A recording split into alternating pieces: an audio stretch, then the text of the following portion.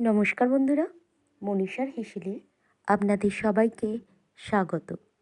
আজ আপনাদের সাথে শেয়ার করব মসুর ডালের ডালনার একটি রেসিপি। 1 কাপ পরিমাণ মসুর ডাল সারা রাত ধরে ভিজিয়ে রেখেছিলাম। ডালটা ভিজিয়ে নেওয়া হয়ে গেলে ভালো করে ধুয়ে পরিষ্কার করে নিয়ে মিক্সিং জারের মধ্যে দিয়ে দিলাম।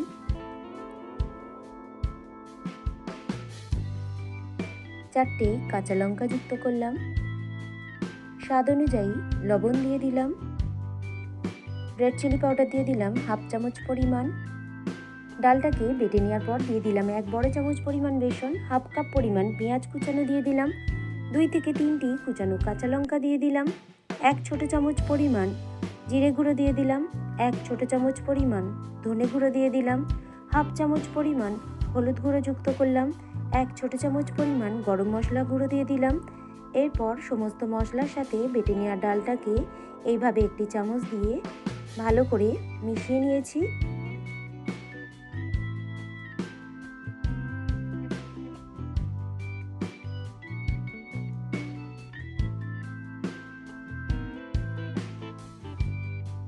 ডালটাকে এইভাবে রেডি করে নেওয়ার পর কড়াইয়ের মধ্যে দিয়ে দিয়েছি পর্যাপ্ত পরিমাণে সর্ষের তেল।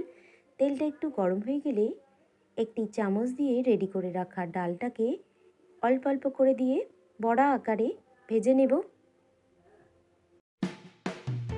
ডালের বড়ার এক পিঠ ভাজা হয়ে গেলে অপর পিঠ ভেজে নেব লো টু মিডিয়াম ফ্লেমে।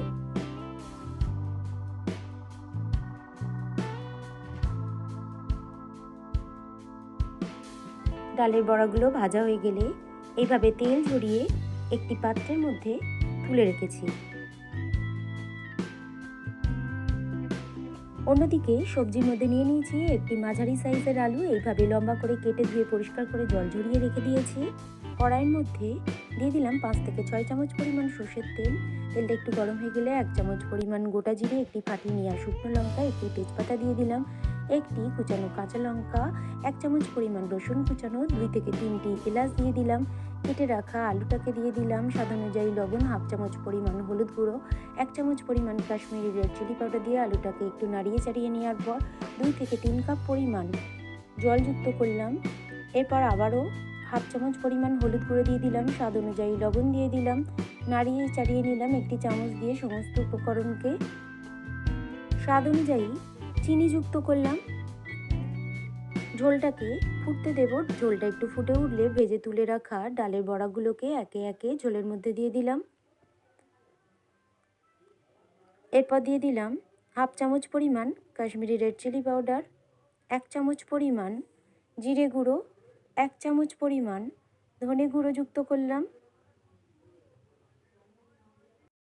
তৈরি হয়ে গেল ডালের বড়া বা মসুর ডালের বড়ার ডালনার একটি অসাধারণ স্বাদের রেসিপি।